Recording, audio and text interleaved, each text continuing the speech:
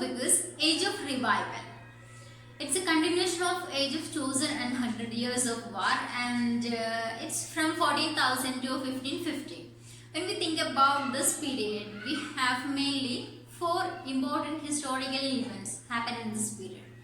That is the introduction of printing press, then Reformation, then 30 years of war, that is War of Roses, and the emerging of Tudor dynasty. Coming to the introduction of printing press, we know that in the old period the literary works were survived through the oral transmission. It has its own demerits, but it survived through oral transmission. And later so many other methods came like wood block printing and all, but finally in 1450 Gutenberg introduced the printing press, and in 1476 William Caxton brought this printing press into England. And this introduction of printing press make a large difference in the field of both religion and also in the literature. And they started printing so many books from both perspective, from both religious and literary perspective. And now the price of printing was very low, and normal people can afford the rate of books, and they started buying books and making their own libraries. And there was a trend in that period, and finally it became a symbol of their status, that is how much book they own, that determine the status of them in their society. Okay, this is about the introduction of printing press. Then next one is Reformation. Reformation started in Germany by a German monk called Martin Luther. Just remember this name, Martin Luther. So we know before 4110 people were pagan religion. People were belonged to pagan religion. They worshipped the old gods, like the Greek gods and sun, moon, nature and all. And later, after the death of Jesus Christ, his followers started spreading Christianity, and mainly after 4110 in England, the Christianity started to spread. And Catholicism was the first group of Christianity that came into England. This Catholicism means it's the purest form of Christianity. They were rigid in their beliefs, and this Martin Luther he said that rather than relying on clergy, every people should have their own opportunity over their religion by reading books and all. And he has some opposition to the ideologies of Catholicism, mainly of giving indulgences. That is, he believed that the giving indulgence is the practice of God. Only God can give indulgence to the people. But according to Christianity, this clergy can give indulgences to people instead of money. And this money that get from this practice is considered as a charitable money for the trust or the church. And he was against this. So he wrote a letter to the Catholic Church over these issues, and it contained about 96 theses.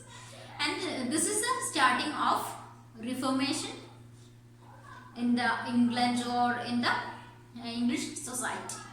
At the same time, in Switzerland, one man named John Calvin, he started this Reformation, and his practice of Reformation is called Calvinism. Just remember that this Calvinism is another form of or another name of this Reformation. And this is about the idea of Reformation. Then coming to the War of Roses. War of Roses happened between two houses of England, that is House of Lancaster and House of York. And the name of this war coming from the symbol of these houses, that is the House of Lancaster has the symbol of red rose and the House of York has the symbol of white rose.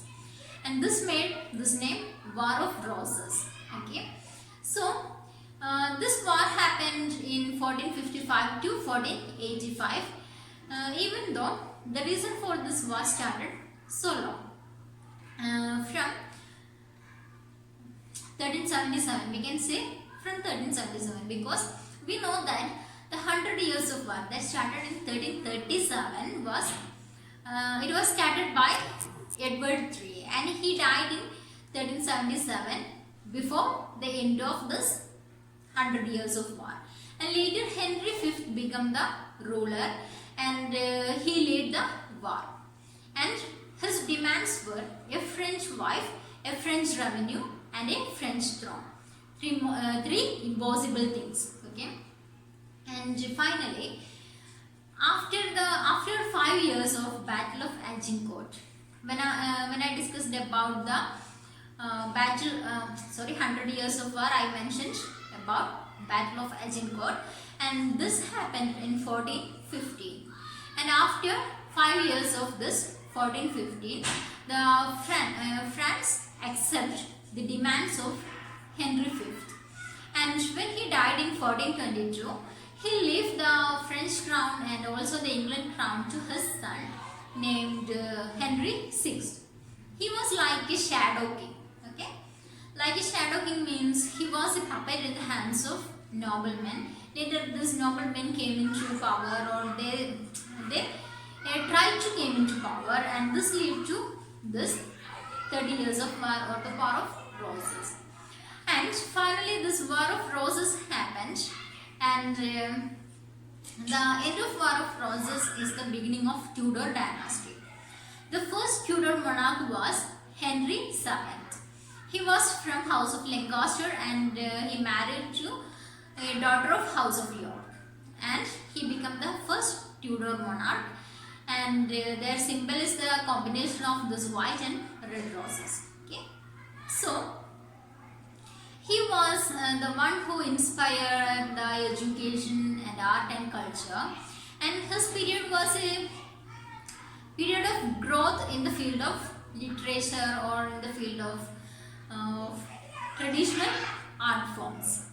So later what happened is, okay, this man, this Henry VII, he was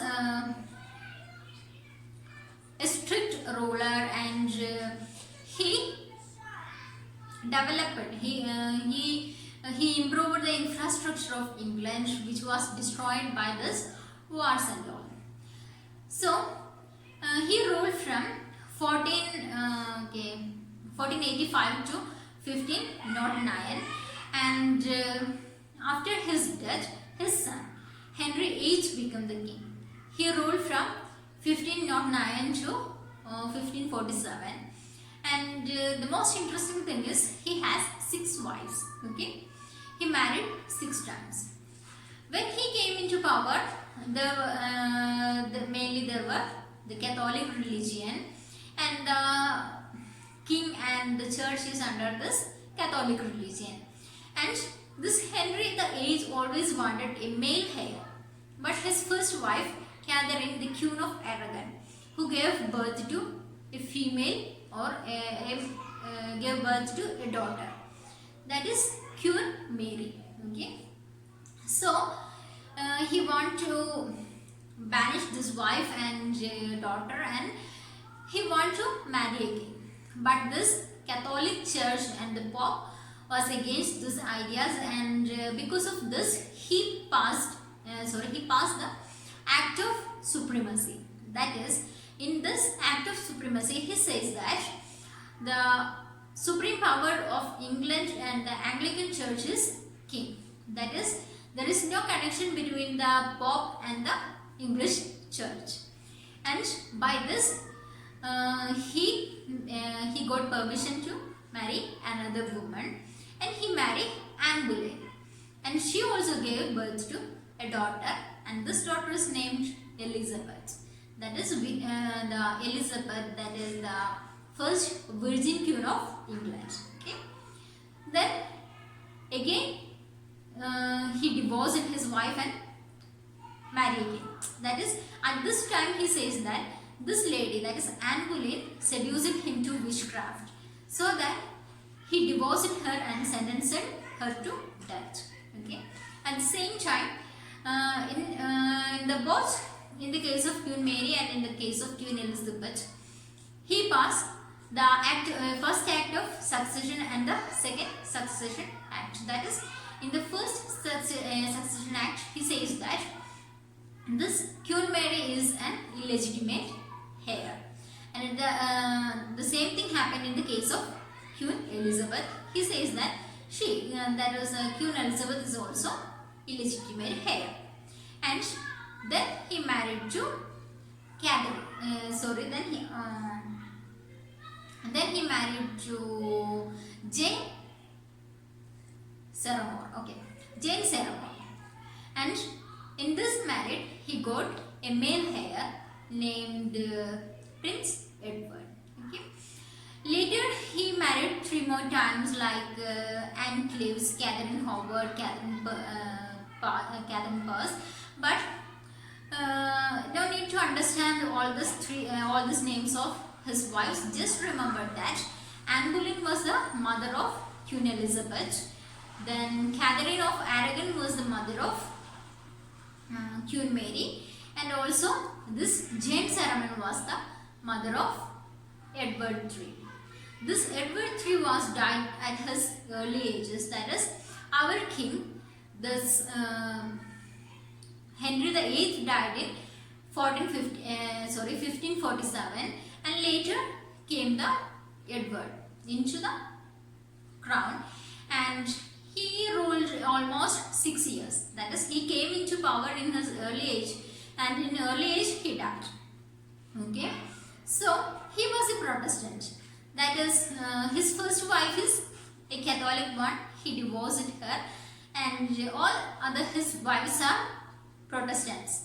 So he is also, that is, this Prince Edward is also a Protestant, and at this ruling time of this Prince Edward, he eliminated the Catholic beliefs, Catholic practices, and Catholic symbols and all from the city of England, and he made a lot of things for the development of this Protestantism. Later, after his death in 1553, Queen Mary came into power. That is, she is the first heir of this Henry VIII, and she is a Catholic one.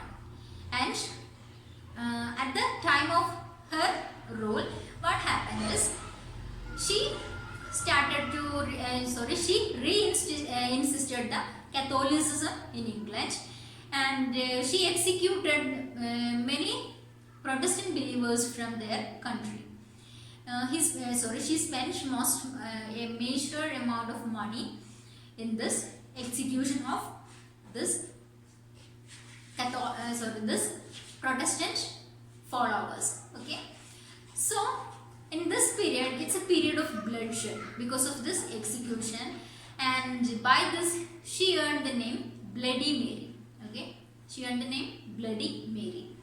And after her death in 1558, that is, she ruled about 5 years, and after this the first virgin queen came to power. That is, Queen Elizabeth came to power, and it's the golden age of this English history.